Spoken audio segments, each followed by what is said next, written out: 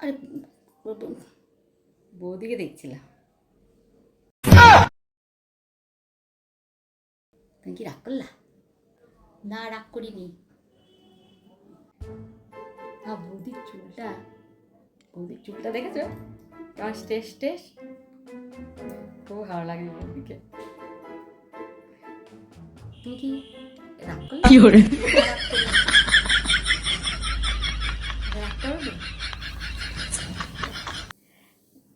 বৌদি একটা half pant পরা ছিল, একটা হাফ প্যান্ট, বুঝলে?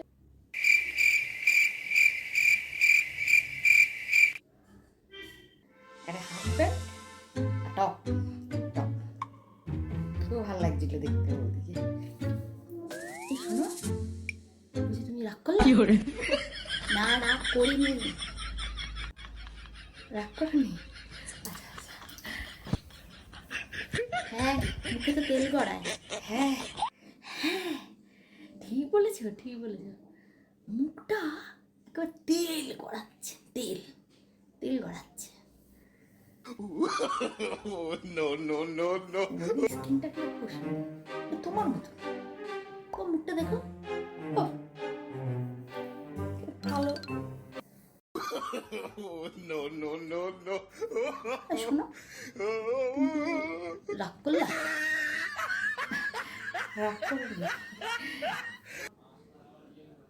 না, রাগ করিনি।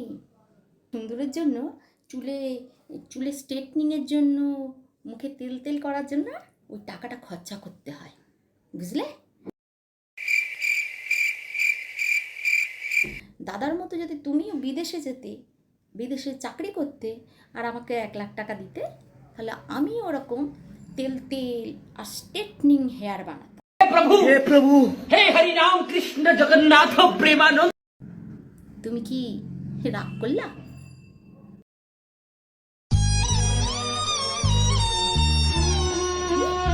ভালো, রাগ করো না। দাদা জানো মাসে কত টাকা দেয়? 1,00,000 টাকা, যেগুলো চোখে দেখেছো।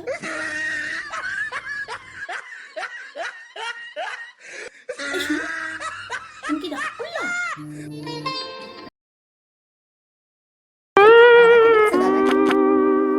দাদা ফরেন থেকে আসে, সিঁড়ি দিয়ে উঠতে যা গায়ে একটা স্মেল আসে না, একটা পারফিউমের স্মেল। এই, তুমি কি রাগ করলা? রাগ করনি? জানো, দাদা না তোমার মতো রকম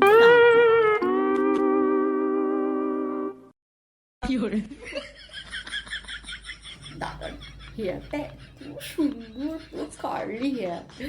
দাদাকে যা সেক্সি লাগে না। এই, তুমি কি রাগ করলা?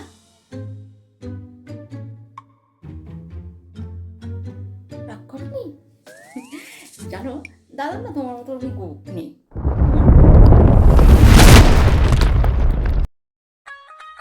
কোপটা দেখো না কেমন একটা। দাদা কোনো গোপ দাড়ি কিচ্ছু নেই, পুরো সালমান খান।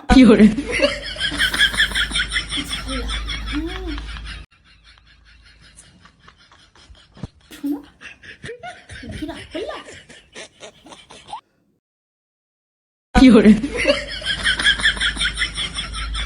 আসলে কি জানো, দাদা বৌদির পিছনে অনেক টাকা খরচা করে। আমার মতো তার সারাদিন ধরে জামা কাপড় কাচা, বাসন মাজা, ঘর মোছা করতে হয় না।